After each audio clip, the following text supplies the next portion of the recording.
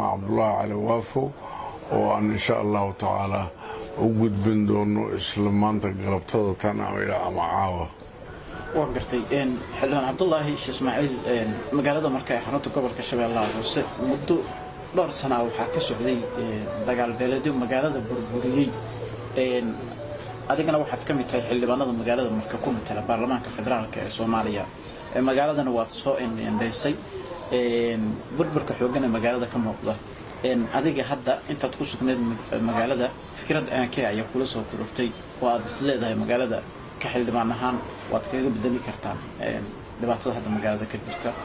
يا كم عشان السيد لوك عنها. الحمد لله رب العالمين ورنتها عيشة إن دجالو بلديو وحوجن أي كده عن مدرر أي كجرين أو بابي دغاله جناعسكي وعبرشدي عافماتكي إيو بولشدة وضنواشة جودهان سامي حقيقة سمد الإنكار كرمها لكن حتى وحن أركايا إن بولشدة أي كسر كوانيسو dhibkii ay hore ula kulantay ayaan maartay ayaan arkaya intii ay xaaladda khariban ay jirtayna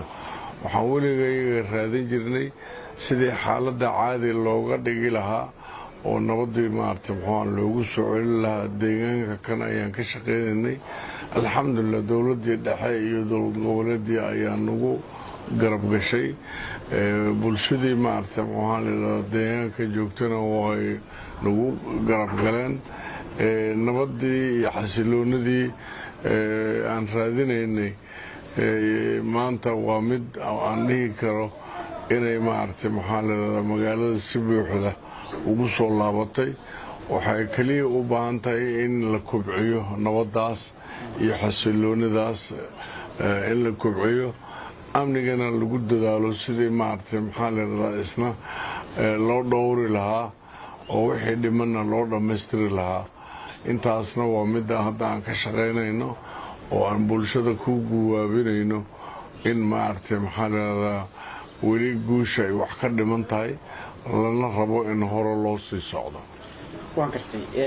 haddii aad kulamo la samaysay maamulka degmada marka ee xarunta gobolka Shabeellaha Hoose oo muddo yar hadda shaqeynaya maxaa warbixinaya magaalada kaasiye wallahi maamulka wuxuu noo sheegay inuu muddo gaaban 6 bilood ku siman uu joogo 6 biloodna waa gaaban waad garan kartaa sida ay u yar tahay wax qabashadeeda laakiin waxaan marag ka ahay inay maamulku aad ugu dadaalayo in magaalada tan ay burburkii ka soo kabato in dadkii ay ku soo laabtaan in nabadda la sii xoojiyo in magaciisa bulshadu isdhex gasho oo isdhex qaado marka aad baan ugu ammaanay qaabka ay maartay waajibkooda u gudanayaan oo amniga guudna u sugayaan howlihii gaarka ah ee maamulkana ay u daadahinayaan xaqiiqatan wax lagu faano waxaan rajaynayaa mustaqbalka in iyadoo intaan ka sii fiicnaatay in aan isu soo noqono mar labaad marka caday aan cagta soo dhigo. wangartay xildhibaan Cabdullaahi Sheekh Ismaaciil waxa tahay xildhibaan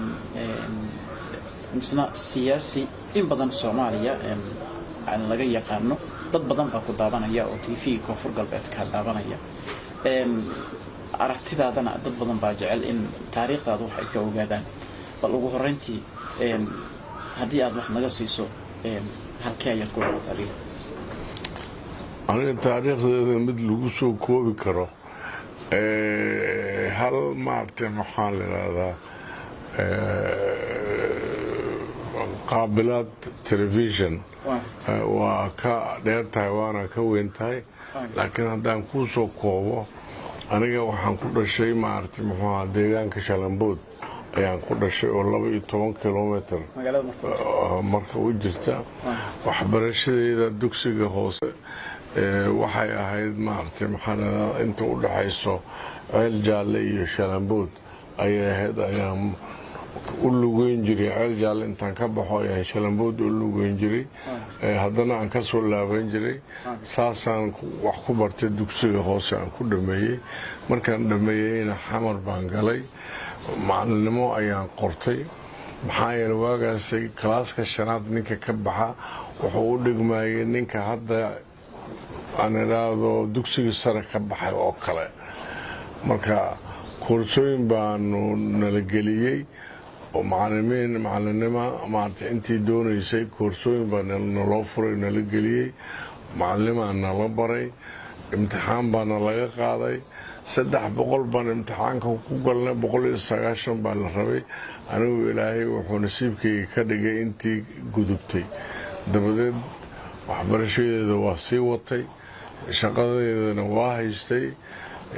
maaragtay maxaa la yidhahdaa macalinimada heerkii koowaad waan ka gudbay heerkii labaad ayaan u gudbay oo u dhigma dugsiga dhexaad u dhigma haddana waa ka sii gudbay heerkii maaragtay maxaa la yidhahdaa dibloomaha lagu qaadanayay ayaan isna u gudbay oo u dhigma dugsiga sare marka maxadkii maaragtay macalimiinta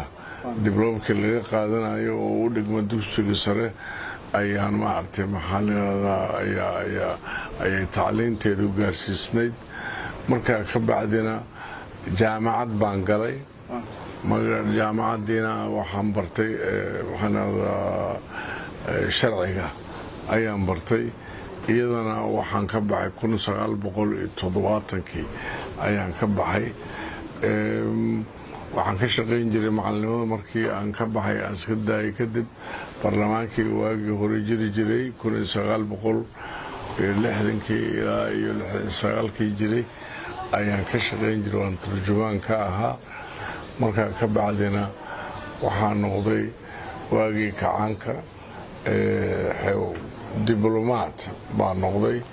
oo wasaaradda arrimaha dibadda ka shaqeeya oo loo bedelay dibadda oo noqday hoos ka bilaabay shaqada oo ka bilaabay ku qaybsane xagga warfaafinta dabadeed maaragtay maxaa u dallacay xogaayaha koowaad ee safaaradda ee dhinaca siyaasadda haddana ka sii dallacay noqday la taliyaha siyaasadda la taliyaha koowaad ee safaaradda dhinaca siyaasadda marka waan qaahira waan ka tegey waxaan u gudbay brussels baan u gudbay isla jagadaasaan ka hayay brussels waa liiga soo celiyey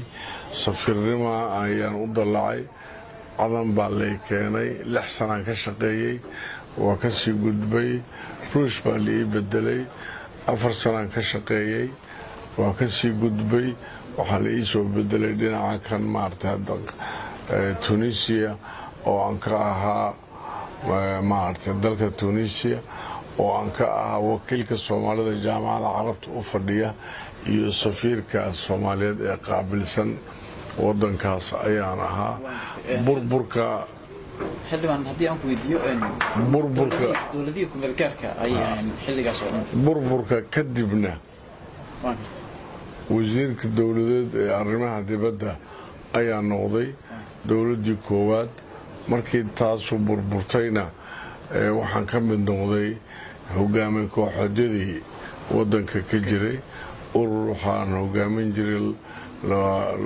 la oran jiray SSNM biram la dhihi jiray ayaan hogaamin jiray oo aan magaceeda maxaa la yidhaahdaa ilaa shirkii Nairobi shirkii maaragtay dalka Kenya lagu qabtay Embagathi la oran jiray ama Eldoret la oran jiray mar lagu qabtay Eldoret marka labaadna Nairobi la keenay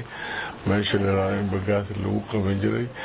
ilaa maaragtay maxaa la yiraahdaa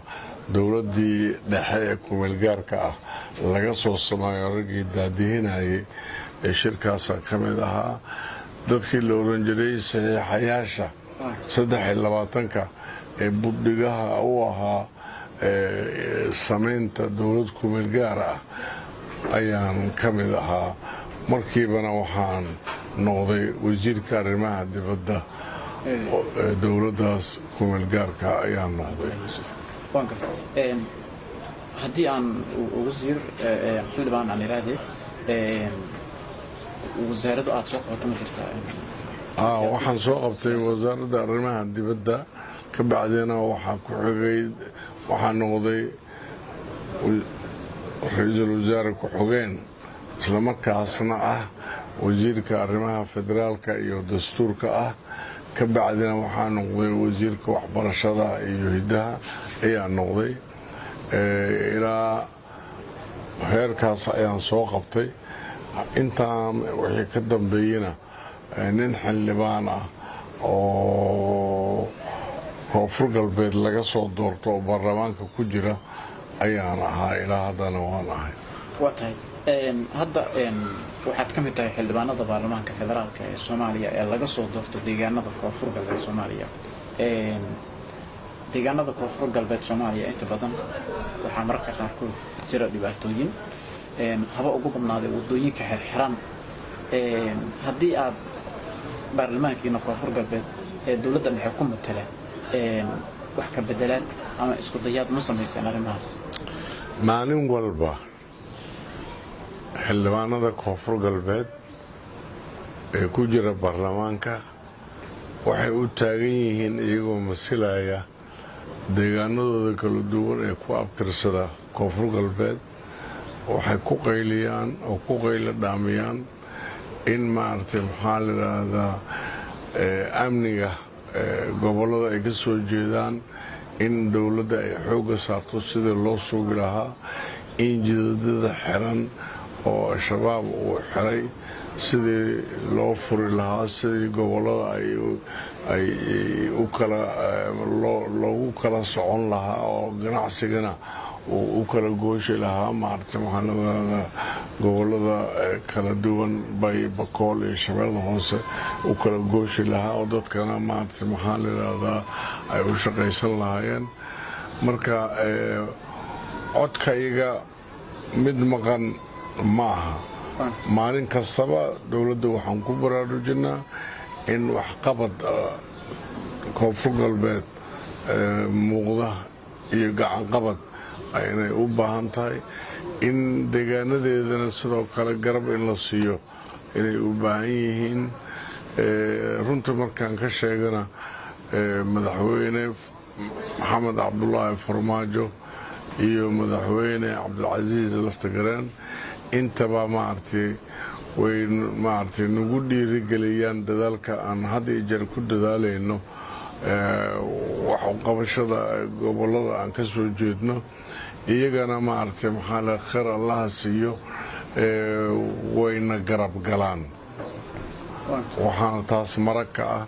booqashada uu madaxweyne farmaajo ku tagaya had iyo jeer deegaamada koonfur galbeed ka soo jeeda halkan marka waa uu yimid kolkii dhaweedna nabadda ayuu furo u ahaa maaragtay iyo dejinta xiisadii maaragtay maxaa la dagaaladii sokeeye ee halkan ka aloosnaa